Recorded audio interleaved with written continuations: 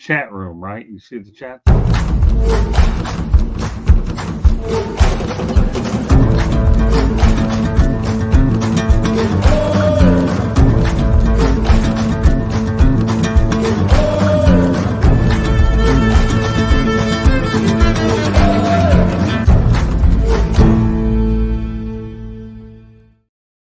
Good evening, everybody, and welcome to another edition of 108 Stitches Baseball Talk. My name is Scott Morganroth, the Motor City Madmouth. Pleased to be joined by Trent Clark. Yeah, flash those ring, Mr. Clark. You're the best. All right. Playoff baseball. There you go. And Mark Merriday tonight, as he always is. Good evening, everybody. Great to be here. And George Eichhorn, guess what? He's not here tonight. You know why? Covering the Detroit Lions and the Seattle Seahawks at Ford Field. Look forward to having George back next Monday night. But, hey, you know what? George has been with me forever. Okay, so the fact that he covered Monday Night Football, that was his excuse. That was his explanation, and he definitely, to me, deserves the night off to cover that contest. All right, let's get to it. Major League Baseball playoffs are about to start. The title of the show is A.J. Hinch returns to Houston. Well, now you know where I'm going with this. Detroit Tigers at Houston Astros. My dad actually made an interesting comment that he only knew 5 people on the Tigers squad. You know, and I'm going to tell you this, okay?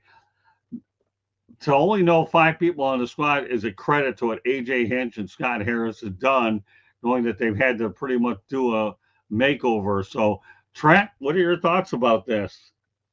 I think that's 5 more than I know. I mean, it's a crew that I have not followed. Obviously, we know a couple of their big players that they got, and it's interesting now when we think about some of the acquisitions, right? It's you got a couple guys who've got a lot of playoff experience in those acquisitions, even though they're veteran players, although one's in his prime. We've got those are the guys I do know. These young kids that are just playing hard and having a ball. I don't know any of these kids, and I'm starting to watch the social media memes. It's a whole nother level. And and you saw the celebration, which was Friday night when they clinched to get in. And of course, they all are young and dumb, so they drank too much and looked like crap on Saturday versus the White Sox. And I think they might have, I'm a little concerned that they might have shot a little toe off when they got the Houston Astros instead of the Baltimore Orioles. Really? You think that? I do. Okay. That's what it's all about. All right, Mark, you're either going to agree, disagree, or none of the above. I don't think they want the Orioles. I don't think they won the series. I don't think they want a piece of the Orioles in postseason. Okay. No, I actually watch enough baseball to know some of those guys. I thought they made some great deals throughout the season, brought up some good guys. I'm pretty disappointed in Torkelson, though. Like, they should be hanging their hat on that dude. He should be a mainstay. He should be a clubhouse leader. He should be the next generation of Tigers that's around, kind of like Miggy was. And, he's let them down, in my opinion. What's his name? Scheibel? Help me here, the pitcher. Yeah. He's amazing. Like, that's your Cy Young Award winner. I think he's incredible. I watched him pitch a couple of times, and I was in awe of him. The way he approaches the game, very professional in every aspect of it. But, I mean, like, his delivery, I can see why guys don't hit him. So I'm going to ask you guys for protection a minute. Hi, Joshua Dorr. Of course, he's going to ask the normal, typical Barber how many cuts today. Good evening, D-Lows. Good evening, Mr. Dorr. These guys are fun, actually. They're figuring this chat room out really, really well. So here's the deal, okay? I was hoping the Tigers would draw the Astros. I really, really do. And here's the thing, okay? A.J. Hinch does return to Houston. They're not going to let any Tigers fans wear Verlander jerseys in there, so because the Justin Verlander connection by now. However, I'm going to say one thing about that Verlander trade, okay, and that's this. Who they ended up getting was Jake Rogers, one of their catchers. And you know what was interesting about all that? I went to Chad Crunk, when I was covering the Tigers a lot more often in spring training than I'm able to do now because I'm lined up with the Marlins, and Chad brought Jake over there, and it was unbelievable. I said, Chad, I saw him in Detroit. You really hit on this one. You really did. All right, we're going out there and putting some comments up there. Can you keep track? I don't know, or maybe I read them. But here's the thing, Mark. Spencer Torkelson had a very bad time for a period of time, and they needed to send him down to get his mind together. Everybody knows about getting a mind together. Mr. Clark, it should be you anyways. How sometimes players need to just go down, reset, come back, and obviously that move paid off handsomely. But the reality is I am looking forward to this series, and I'll bet deep down inside AJ Hinch is too. He never thought he'd ever get another job after the sign stealing scandal, but he did. And now this situation has come full circle that he will be returning to Houston. So it should be an interesting reception. It really did. So, Trent, I'm going to ask you, give me your prediction on this series. Well, I would say, listen, AJ's got all the motivation in the world to go down to Houston and get something done, and that's exciting. If you're going to go beat the Astros, 2 out of 3 is the way to go. Get them early, get a couple of hot pitchers. If you can shut bats down in the playoffs, which a lot of great pitchers can, you got a chance. And so I know when we were in there, obviously different series, we were always looking for those powerhouses like the Yankees in the 3 out of 5 series. You want to get them in. The longer you go and the more weapons they have, that doesn't play well into your program. And so, we thought the same thing in 05 with the White Sox. White Sox had got in by winning 7 in a row, got hot in the playoffs, but they didn't look great as a lineup 1-9. What they did have that was so formidable was they kept throwing arms up there that just was shutting everybody down. And so, hey, listen, hot pitching, man. I think we hit like our 2 through 7 hit like 118 or something crazy in the 2 games in Anaheim. So, when someone comes into your ballpark and pitching can beat good hitting, this is the time to go get that 2 out of 3 series. So I do like that. My reference to the Orioles was the fact that Detroit held the lead in the season series with Baltimore. So I thought maybe that would be a little bit more advantageous. But Baltimore's playing really good baseball, Barb. So, I appreciate maybe not the time to get him. Oh, and P.S., Barb, you got a little comment here about people asking, are you cutting hair too? Where does the barber come from? Because they're wondering, how many cuts are you making a day? The barber doesn't make too many cuts a day, but he cuts his every other day. Every once in a blue moon, I cut my son's hair. We keep it real. Hey, Trent, can I tell you something, my brother? Yeah. You got more cotton picking moves than Barry Sanders when it comes to dodging my question about the prediction. Give me your prediction, would you, please? I'm going to say Houston in 3. Okay. That's fair enough. I don't feel good about it, though. Well, that's okay. At least you're being honest. That's okay. Yeah. In fact, I never thought I'd see myself put Trent Clark in the same sentence as Barry Sanders, but you know what? I appreciate that. That means a lot to a Michigan kid, man. That's big props, Motor City. That's big props when you throw me in the same with Barry, man. Well, he's a hero. You know what? All because of you, Barry Sanders got a hashtag sticking him in here with you. All right, let's go back to the chat room a little bit, and let's talk about the Marlins, okay?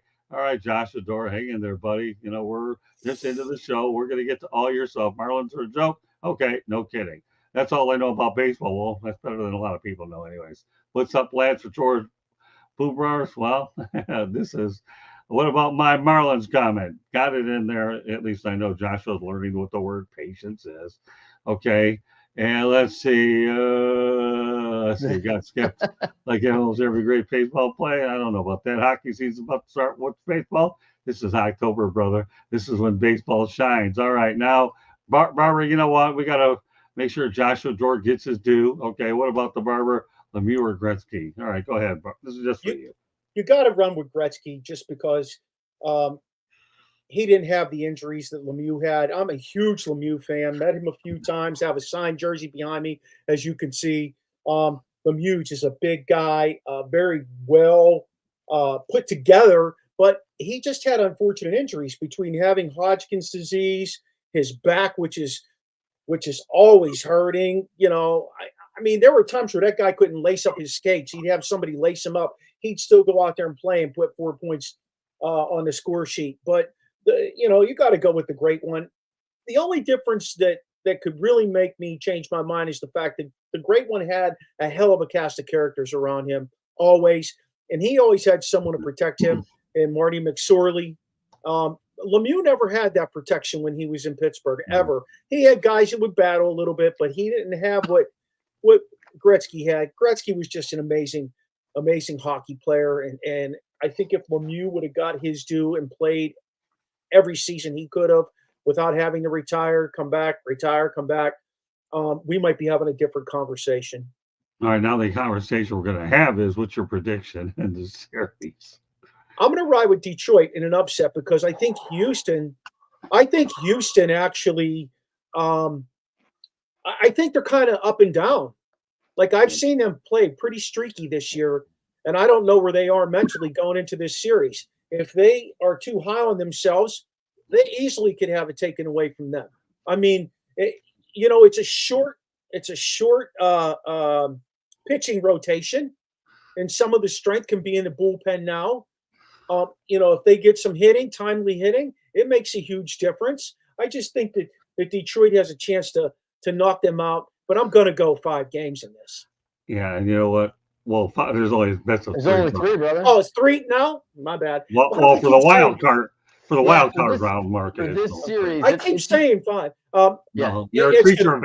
Well, you're a creature of habit. Don't feel too bad. You're okay. Yeah. I'm not throwing you under the bus. I'm just saying things do change. Okay, go ahead. I am going to say in 3 games, though. I'm going to say it comes down to 3 games. And there would be nothing better than watching Houston get knocked off in Houston. Yeah. Okay, I'll defer to my prediction while we go through the chat rooms. That way I don't have 9 million heart attacks in the chat room. What about me? All right, never mind. Question for Trent. What's the spice jar behind you? Oh, those are all cannabis blends? No, I'm just kidding. That's not true. All right.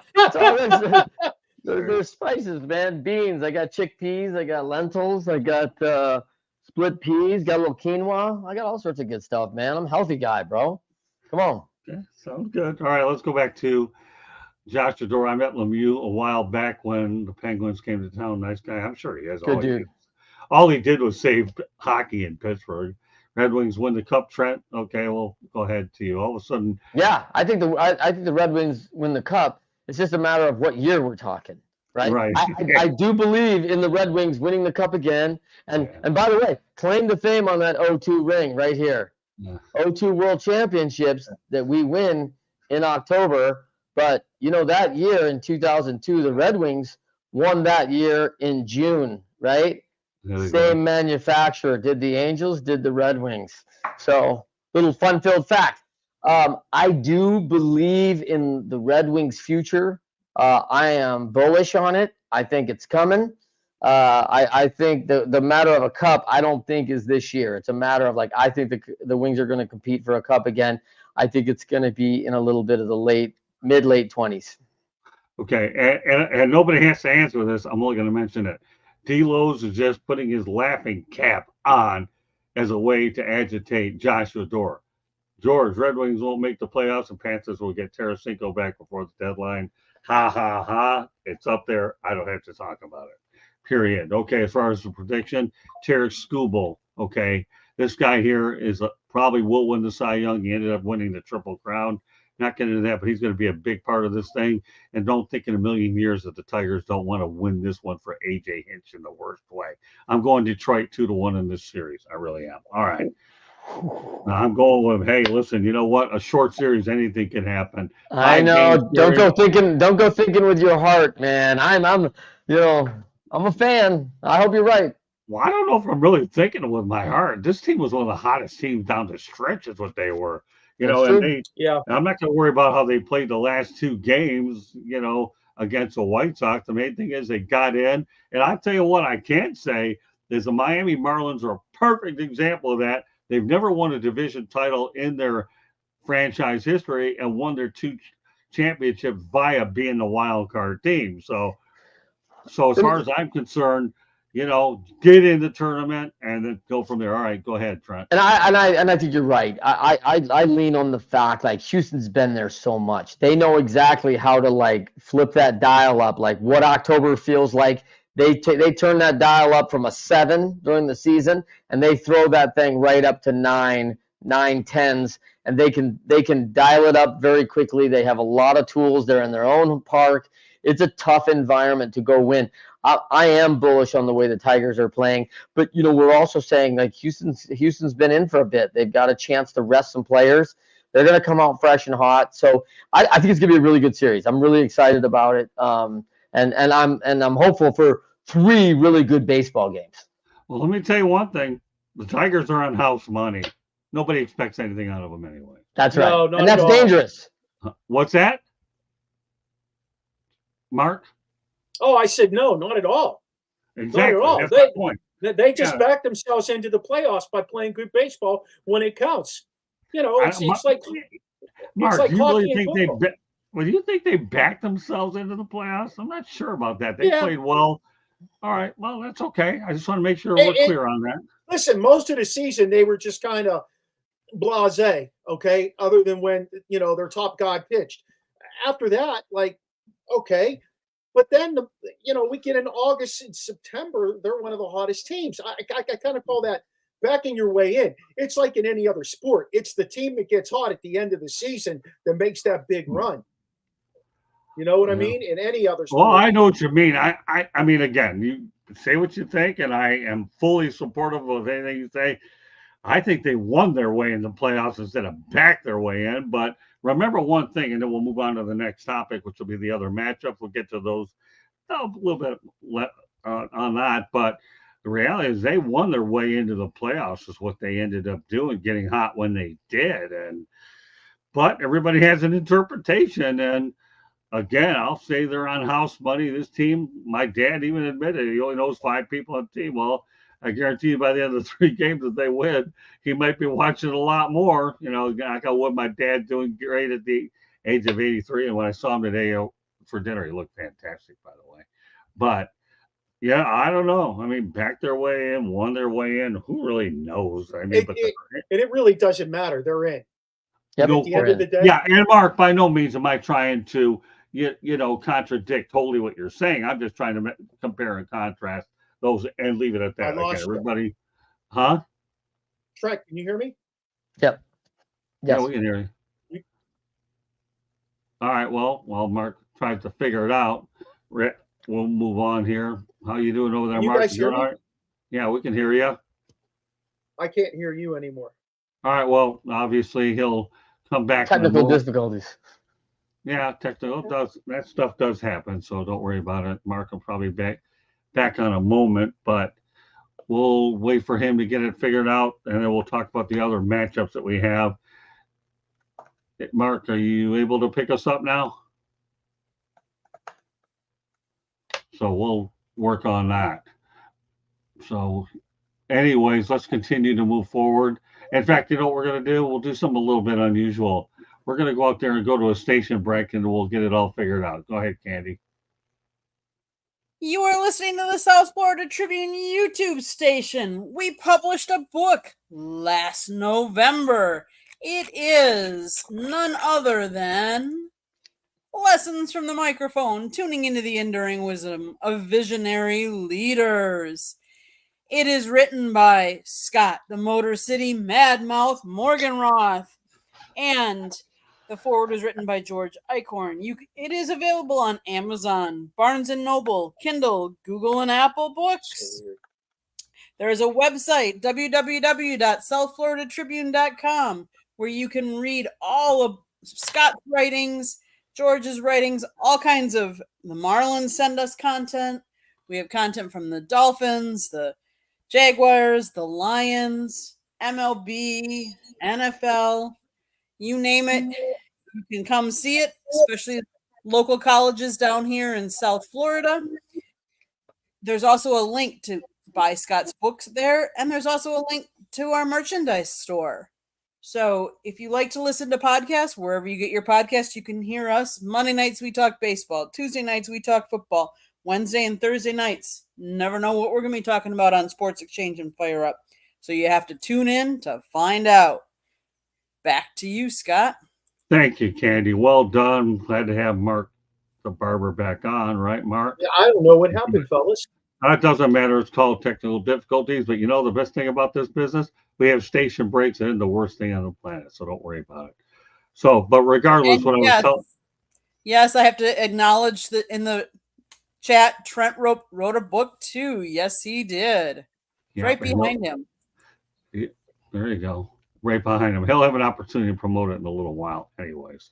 So with that said, yeah, as I was telling you, Mark, before you had some technical things, it doesn't matter how we interpret it, back in or won their way in. Fact of the matter is they are in, and now they're one of 10 teams that can actually have a chance to compete for the World Series championship.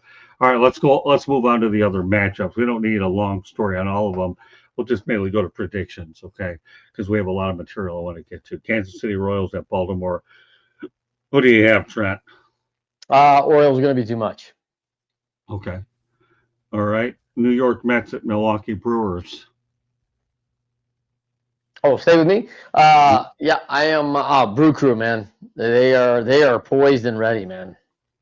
Okay. Atlanta Braves at San Diego Padres. This is a tough one for me, man. I'm really vexed by this. I mean, I want to be a Padre believer, but kind of what Barb's alluded to earlier. I've seen these guys be really like non-stoppable, and then they've looked like just trash. I'm wondering which team's going to show up. I'm wondering if they got enough pitching. I think without Acuna in that lineup, I think they'd get by the Braves in this first round. Okay, fair enough. Okay, Mark, you know the game, so same again. Kansas City at Baltimore. I'm going to ride with the Orioles. Okay. New York Mets and Milwaukee. Oh, I got to go with Milwaukee there too. Okay. Atlanta Braves at San Diego Padres. Yeah, I agree with everything Trent said. Without Acuna, I think that's a tough win. I just think that San Diego is due. They're due. They've been working very hard at putting a team together that is going to win one, and I think they're due. It's time. Okay. All right, I'll give you mine. Kansas City at Baltimore. You know what? I'll go with Baltimore. New York Mets and Milwaukee. My wife is not going to like what I have to say here, but the reality of the situation is I'm going to go for the upset with the New York Mets. I'll deal with it later. But the bottom line is the Mets had to play some very tough baseball to get in the tournament. And the fact that Christian Yelich isn't going to be there when they need him here. I know they've been able to get by without him, and I credit Pat Murphy for the job he's done. There's no question in my mind he deserves to win the National League Manager of the Year, hands down. Pat Murphy used to play at Florida Atlantic University. So, you know what? I don't know why. I'm going to go with the Mets. And as far as Atlanta, San Diego, I got to go with the Padres. I really do.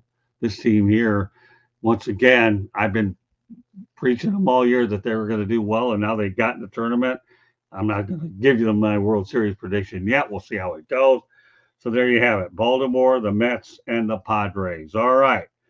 On this date in 1988, World Series champion submarine-style pitcher Dan Quisenberry passed away from a brain tumor at the age of 45. So, Trent, some recollections of Dan Quisenberry. Man, by the way, just watching that guy through junior high, I mean, I was an absolute baseball fan. Obviously, we're following the Quiz very closely back. They were division rivals of the Tigers back in the 84. Bless you, boys. George Brett. I mean, they just had tons of guys. Hal McRae. They were a good ball club. And the Quiz was fun to watch because he was so funky, right? Coming so low on the throw. And just absolutely filthy in the playoffs. Like, this was a guy you could actually count on come in and just be incredible. What tragic that, a guy loses any person, losing their life that young, 45, just a young man. But what a fabulous, career, and a memorable guy. Always looked like he was just enjoying the heck out of the sport. So, sad that, and 1988, man, I graduated from high school that year. That was the year they won the world championship. Yeah. And unfortunately, another passing, a different sport, doesn't matter. Today, the NBA lost another great legend. Dikembe Mutombo died of brain cancer at the age of 58. Yeah, Wow. Trent's given the signal. Some quick thoughts about Oh Dikembe. man.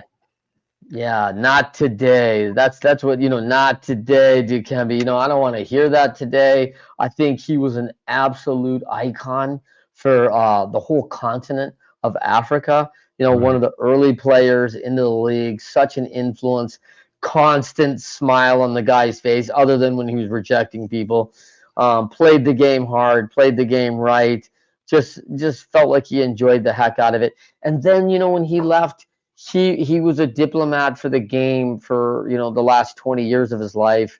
So like what I don't know if there's a greater soul that ever gave to his profession like Dikembe Mutombo. So NBA lost a real special one, and the world lost a special one today. Yeah, that's why I wanted to put him on this show because you know what? The one thing that Kembe Mutombo did, which a lot of players don't do, play defense and block shots. Those are a rare breed. With that said, Mark, you know what we were talking about? Some I do know thoughts. what you're talking about. Quisenberry, I think he had a pretty unique delivery, if I remember correctly, Yeah. from back in the day. He had himself a pretty cool mustache thing going on, Right. if I remember correctly. Yeah, I mean, he another great St. Louis pitcher. Is the way I saw him. Just another great St. Louis pitcher. You can add him to the docket of those guys, and they always seem to churn people like him out over and over again. But he was a quintessential professional. If he can stick out in my mind now, after playing in the 70s, 80s, whatever it was, he was pretty good.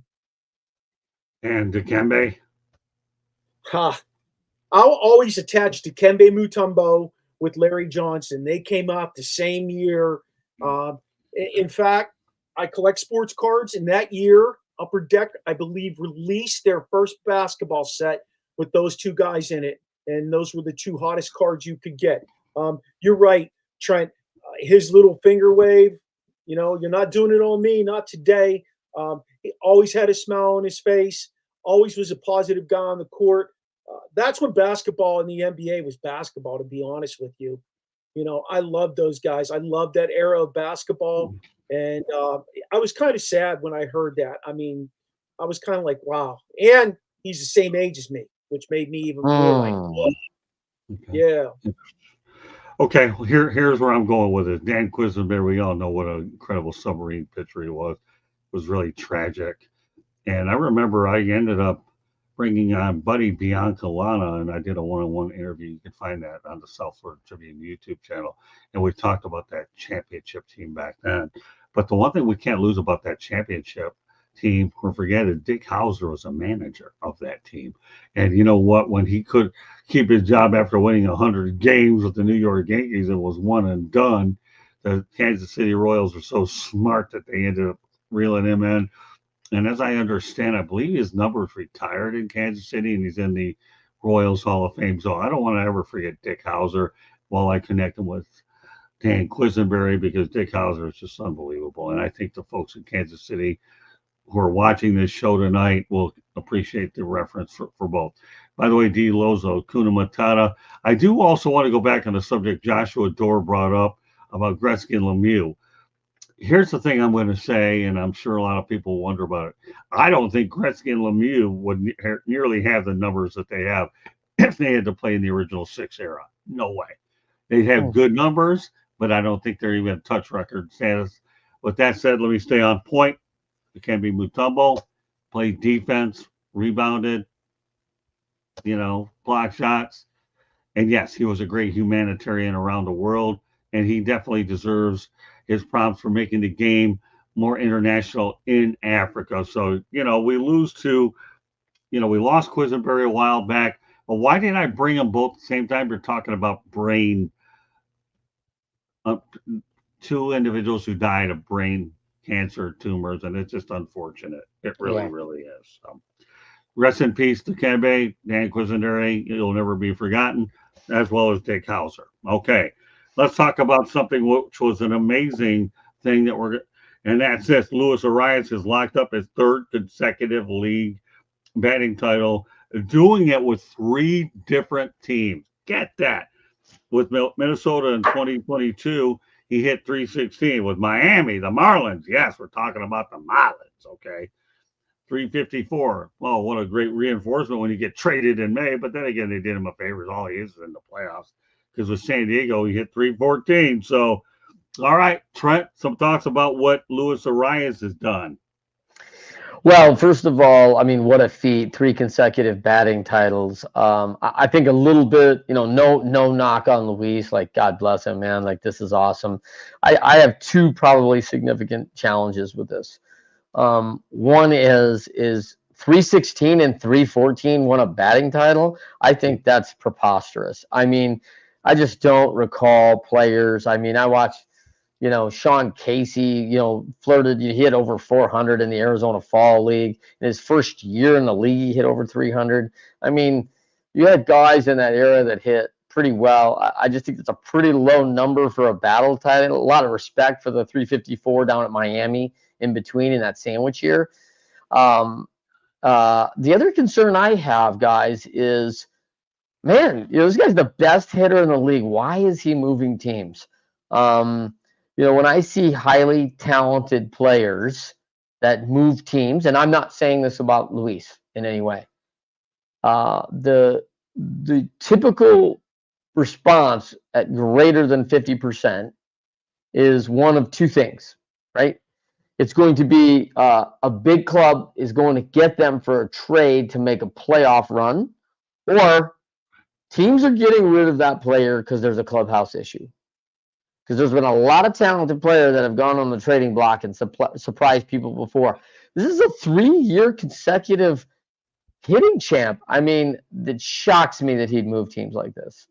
Well, you know what? Before I turn over to Mark, let me make sure I answer where you're going. Number one, when he got traded to Miami, Minnesota needed pitching, Trent, and they ended up getting Pablo Lopez, who's still with the team.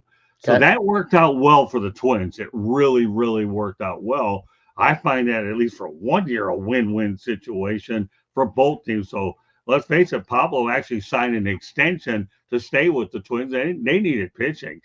As far as Miami, well, it was a fire sale. That's what you have. So I don't know how you really, I'm not disrespecting what you're saying, but I'm just trying to give you information about why he was traded twice. And there were totally different reasons what they were. Now, I will add this. It was a joy to watch this guy go out there and play for Miami, because there was a point where we thought he was neighboring 375 to 400 the way he hits. He's an unbelievable hitter, and he doesn't strike out, which everybody else on the planet does. Yep. And I appreciate you giving that clarity, because that makes perfect sense. That lines up very well. And I also appreciate the Latin players. Typically, even though he's got these numbers, like it's a challenge for Latin players to go into the North. Boston, New York, Cleveland, Detroit, the Chicagos, Minnesota, Colorado. Like, that's not home country weather, man. You're playing a solid 2 months of the season in some pretty cold conditions. And as we know as hitters, it's harder to hit in the cold. And so that Miami 354 doesn't surprise me much. And the San Diego number, I'm excited about watching this guy in the playoffs. I'm really looking forward to that. Yeah, me too. All right. Let's bring on Mark the Barber. Are you able to comment on this? I know you're on mute right now, so why don't we see whether or not we can get that figured out. All right, Mark, you're on mute. We lost the Barber. That's okay. But anyways, so let's talk about this a little bit here. Yeah, the clarity is hello, Ralph. Good to have you on there as well. Ralph Williams is a part of Fire Up. All right, back to the Barber. All right, here we go. Mark the Barber. We don't have to ask you the haircut question. You already answered it 9 million times. But you can answer the question about Luis Arias. What are your thoughts about the fact he got 3 titles? Well, I think that's an amazing feat, especially in today's baseball. Like Trent was saying, we're not used to guys hitting 300 and winning batting titles. I mean, that was the benchmark back in the day. I don't know when 250 became the benchmark, but that's where they're at with baseball. And I really don't like that. 1 out of every 4 bats. is supposed to be productive. It's turned into this power hitters game. So I give the guy a lot of credit for working on his craft and just putting the ball in play and earning a batting title, whether it's 315, 316, or 350. If you look at the top 10 guys, you start really tailing off by the time you get to number 10 in baseball anymore. And I think for him to be able to do that and do it consistently, it just goes to show you that he's a professional hitter.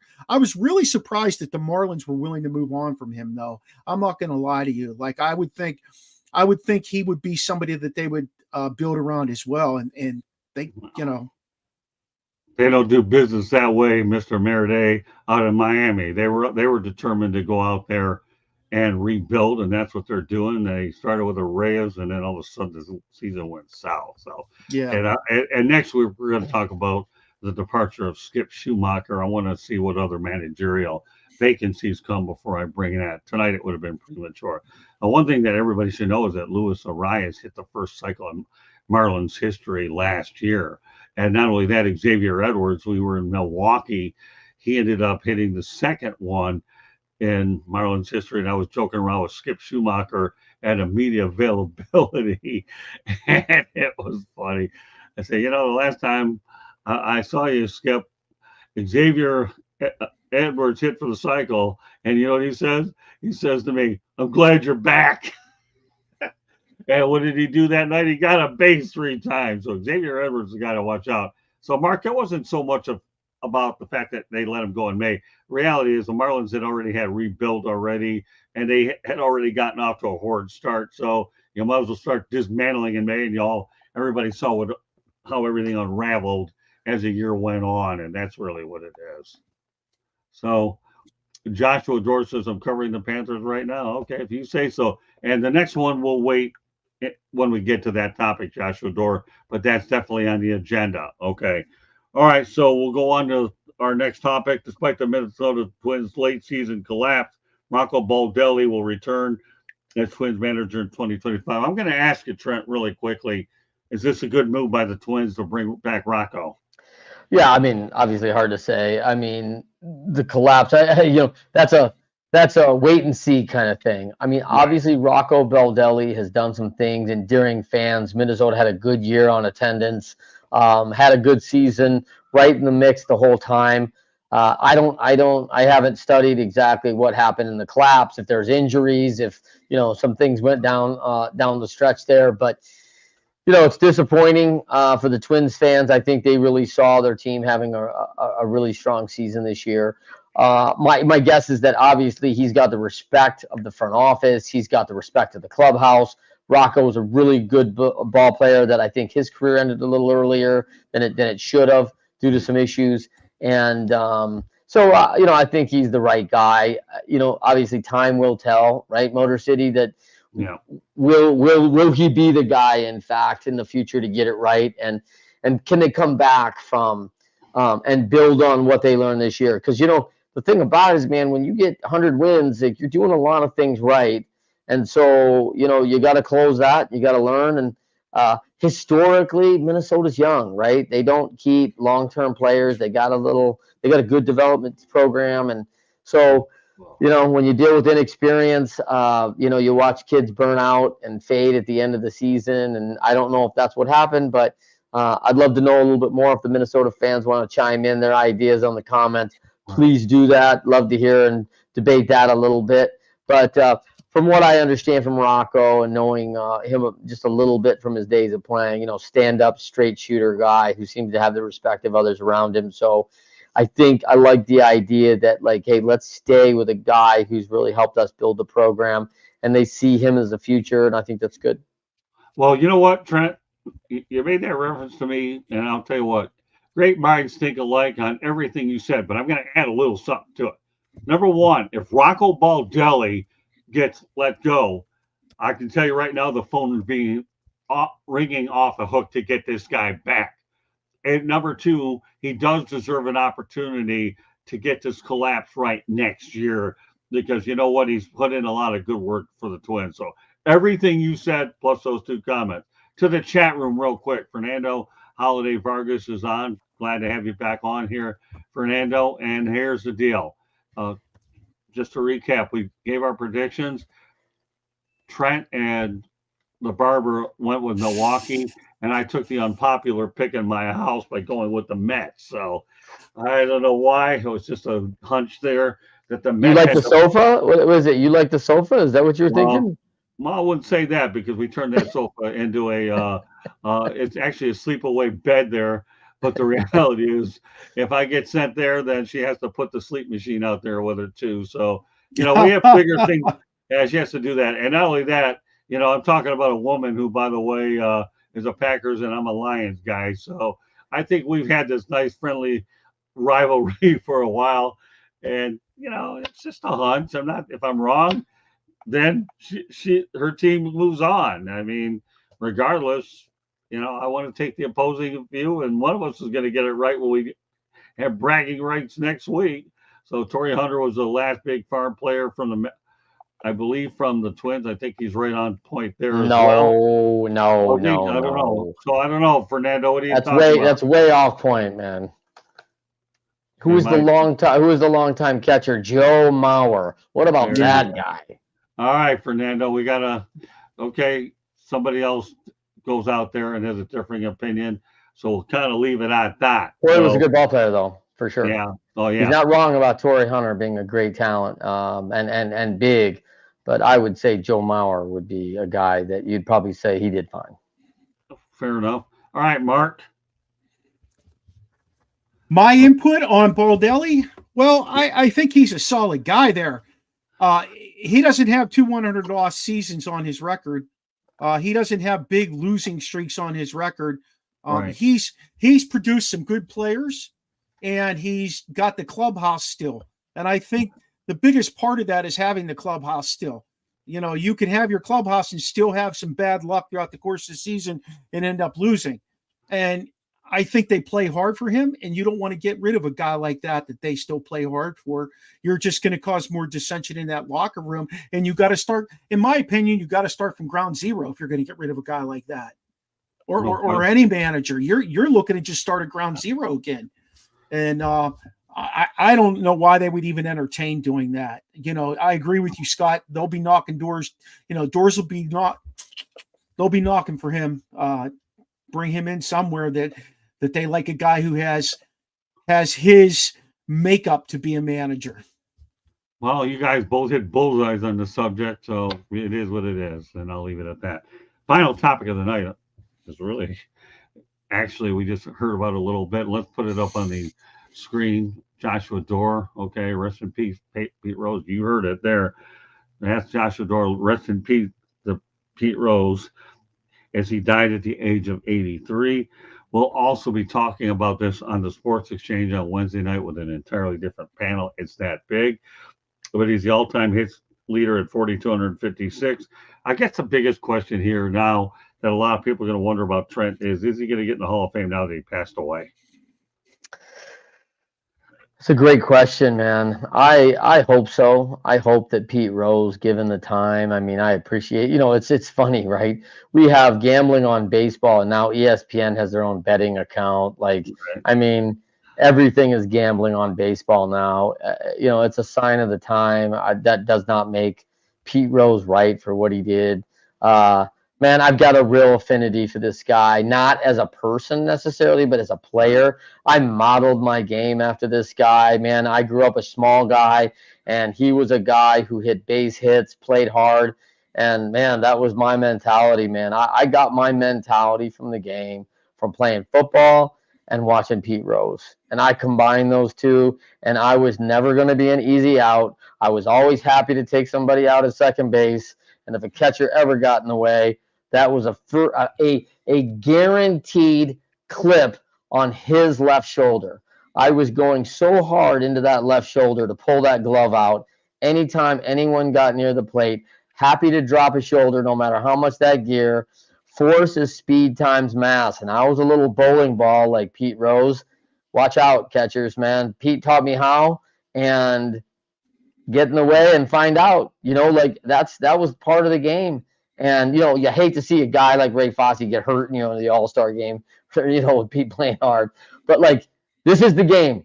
You play hard, come and find out. Like, this is how it works. And so I just have a lot of respect for the way Pete played the game. I got to see him when I was 10 years old play on the big red machine.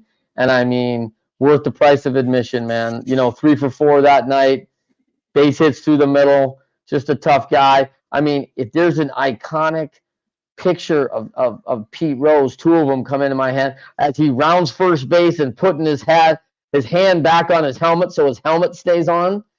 And that dive into third for any triple where he's 4 feet off the ground.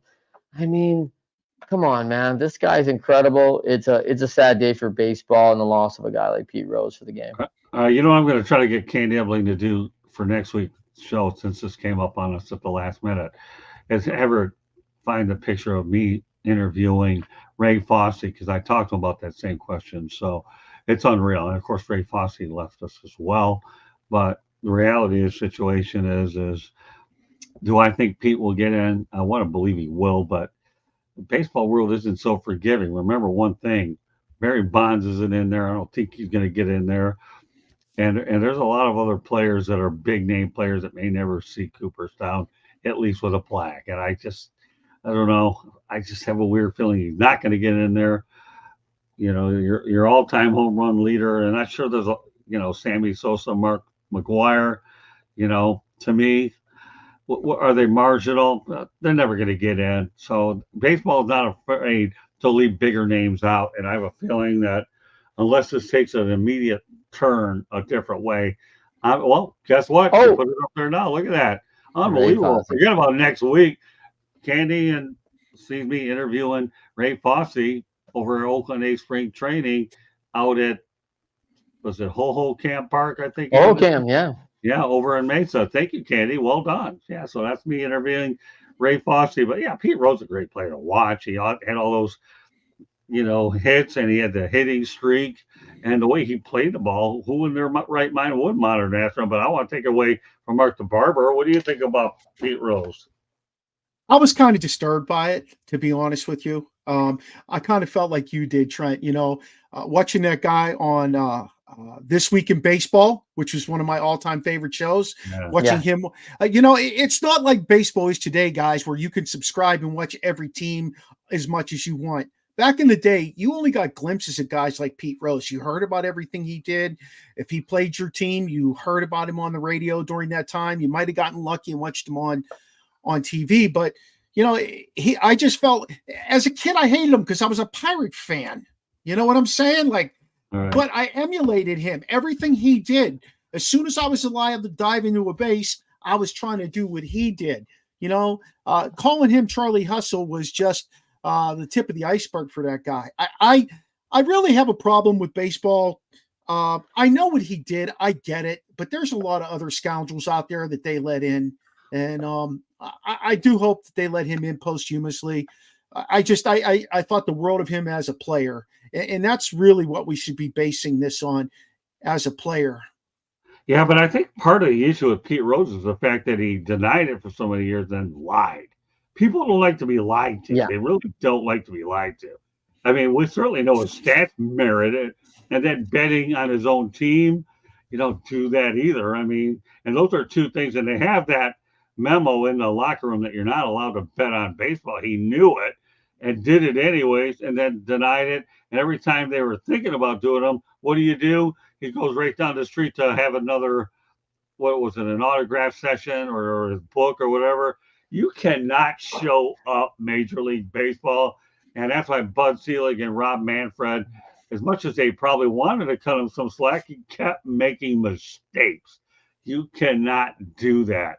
And when you got the writers controlling your destiny and the Veterans Committee, they're going to do it. I mean, do you really think that these younger voters are going to really allow him in? How many of them really know or watch this guy play? I don't know. And I'm not downplaying the significance of the younger voters, but a lot of the ones that saw him play in his prime, you would have thought, if it weren't for this situation, he's a first ballot Hall of Famer, no matter what, without this extracurricular activity. It didn't hurt that. It didn't help his case when Bart Giamatti went out there and banned him, that it was a couple months later that the stress probably wore Giamatti up to the point where he suffered a fatal heart attack. I don't know how much that factored into it, but it's being talked about as well. So there are a lot of things working against Pete, but yet we all know he belongs in there. The question is, Mark and Trent, posthumously, does everybody else think? I guess time will tell, but we certainly wanted to mention him tonight because when we talk about the Major League Baseball postseason, Pete Rose was a fixture in the postseason and won a couple, I think 3 world championships, wasn't it? I think 1 with the Phillies and 2 with the Reds, if I remember right. I know if he was a part of the Big Red Machine and the veterans in Philadelphia, not talking about Veterans Stadium, but that group that they had out there. So, rest in peace, Pete Rose, like Josh Redor said, but reality is time will tell on this one. Great show tonight, by the way, Trent. And Mark, I think your effort was, as usual, great. Some other announcements we're going to make real quickly. There will be a new hockey show appearing on the network. It'll be on the Sports Exchange in about 4 or 5 weeks. I will announce right now that Mark the Barber and George Eichhorn will be on. Trent, you always have an open invitation if you want to talk about hockey as well.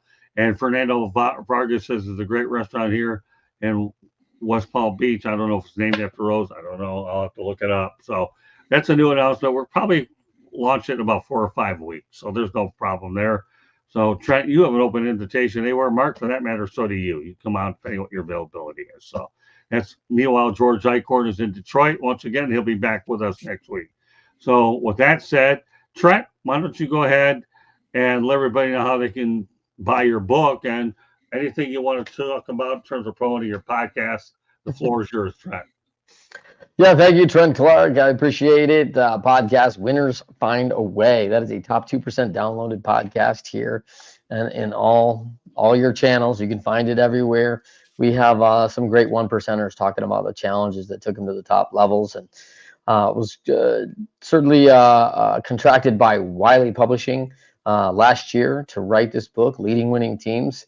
And love it. How teamwork, motivation, and strategy achieve big league success. This has been just a fabulous works for me. Been a bunch of fun. I've taken a bunch of things from our bunch of interviews from our Winners Find a Way show of CEOs, executives who are former athletes, as well as pro athletes, Olympians, interviewing them and getting those points extracted from all those lessons of sport into how they supercharge careers and things after in leadership. So I'm excited to bring that book to the world, speaking all over the world on it right now, already spoken 17 countries. And so I'm excited to keep the tour alive and keep moving. As you guys see me on the show, I'm never in the same place twice, man. So, I'm looking forward to always joining you guys, and I'm thankful to be a part of this show. I love baseball. 108 Stitches with the Motor City Madmouth, always fabulous. Barber, man, he makes the whole show go. Love his comments. Deep thinker, always well thought. And so, and some of the other guys we have with George and some of the other team, it's just a bunch of fun every Monday night. Yeah, by the way, just in case you know, Trent, Candy had your book in the right hand corner. Yes, she did. Yeah, look at that. Way to go, Candy. See, here's the deal, Mr. Clark. You're part of the family, brother. That's why it's sitting over on the right side. It is what it is. By the way, Fernando Vargas is setting the record straight that Pete Rose had a restaurant in the area. So, all right, Fernando, thanks for not making me scratch my head, pull my hair out. Then again, I had one of those cuts, which was a 2, which didn't leave a whole lot left. So I don't know anything about the barber. I don't know what these cuts are, whether it's 2 for, I don't know. Whatever. I want to go to Fernando's restaurant. Does Fernando have a restaurant? It's what? Does Fernando Vargas have a restaurant? Fernando might own Pete's old restaurant. Is that what the deal is, Fernando? Yeah, Fernando actually was one of those guys that I knew earlier on in this situation who taught me a little bit about StreamYard, and he's taught me a lot of technical terms I didn't know about. And he does come on periodically to comment. Nice. We appreciate Fernando being a part. All right, Mark, go ahead. Let it out. Hey, look, right underneath the barber, it'll tell you where you can find me at OSP with M&M or Original Sports Podcast. I'm on every podcast audio network. You can find us on YouTube. Our show goes off on Tuesday nights at 7:00, and we have a little spinoff from our show. One of my guys is doing a cage fighting stuff. He likes combat sports, so he's got a little group that's spinning off of the Original Sports Podcast. So I'm looking forward to those guys doing that as well. I'm excited for that. My own personal little tree is growing, and that's always a good thing. So, I'm excited for tomorrow night for my guys. Unfortunately, I'm not going to be on there, but they've got a guy coming on from the Steelers, and he's going to be talking about, this 3-1 team, how they fell apart yesterday, but, the direction they're headed with guys like Justin Fields, who looks like a reborn football player out there under this system and these coaches. All right, well, just a little FYI about the barber. I met him on Twitter, and then we finally were able to get together. We ended up going to Cooperstown the same weekend, and we ended up doing a show out there that could still be found on the South Florida Tribune YouTube channel. Of course, I knew Mark was going to be a fixture coming on these shows. We certainly hit it off well. I know what he likes to do, and as a result, here we are. So the power of networking. With that said, Candy Ebling, take us home. Okay. The South Florida Tribune published a book back in December called Lessons from the Microphone, Tuning into the Enduring Wisdom of Visionary Leaders. It is written by your host, Scott, the Motor City Madmouth Morganroth. It is available on Amazon, Barnes & Noble, Kindle. There's also a link to it on our website, www.southfloridatribune.com, where you can also find a link to our merchandise store, because let's face it, we all need a South Florida Tribune baseball cap or sweatshirt. You name it, go out there and get it. Check out our website. We have a lot of content, great content, baseball, football, you name it. If you like to listen to podcasts, you can find us wherever you get your podcast. Monday nights, we talk baseball. Tuesday nights, we talk football. Wednesday and Thursday nights on Sports Exchange and Fire Up, respectively. You never know what we're going to be talking about. It could be just about anything. Our Twitter or X is at Tribune South. If you want to email us, southfloridatribune@gmail.com. If you'd like to sponsor a show or advertise with us, call Scott, 954-304-4941. I think I covered it all. Scott, one last thing. Go Brewers, go! I knew I was going to get that. Come on, seriously, I knew I was going to get it. I mean, it is what it is. I just, right now, in my mind, I believe that you have to try to be objective on some of these shows. I really, really, really do. And, that's just how I was raised in this industry. But, hey, I knew. I mean, if you're a Milwaukee girl like she is, you're going for the Brewers. I mean, and they've been able to get to the tournament without Christian Yelich, who had back surgery as well. And don't worry, I've had that and probably 9 million other ones. Go ahead, Trent. I don't want to yield here, Motor City, but I should ask, who do you got tonight, Lions or Seahawks, my man? Well, I'm definitely going with the Lions at home, at least. I have to go with the Lions at home. The Barber? Oh, I'm going with the Lions. I'm a Lions guy now. I love Campbell. I love Campbell. I love Hutchinson. I saw him play in college. Jahmyr Gibbs is the real deal. He's going to be a top 5 back. Their weakness is their quarterback, and he's even playing well. So, Candy? Lions, but I unfortunately I can see the game, so I know what the score is already. So that thanks a lot, really. What about you, Trent? I like the Lions at home. I think they got something to prove. Steelers, Seahawks coming in 4-0, formidable. That's good. Okay, well, I'll have a chance to see it in a little bit, but meanwhile, I want to thank everybody else for joining us here on 108 Stitches Baseball Talk. Mark the Barber, as always, does a great job. Trent, I know it. I suspect I do a lot of great stuff. We do other shows together too, and Trent is A1 on every one of them, as you are too, the Barber. It's a lot easier. It makes my job a lot easier when you have capable panelists that do what they do and know what to do. To me, it's just great to be around teammates that are excellent. With that said, I'll leave it on that note. So once again, thank you very much for joining us. 108 Stitches Baseball Talk. We'll do it again. And just to let everybody know, our new regular time will be 8 o'clock Eastern time. So there you go. So this is definitely the new norm. So glad you could join us tonight, and we'll see you next week. Good night, everybody.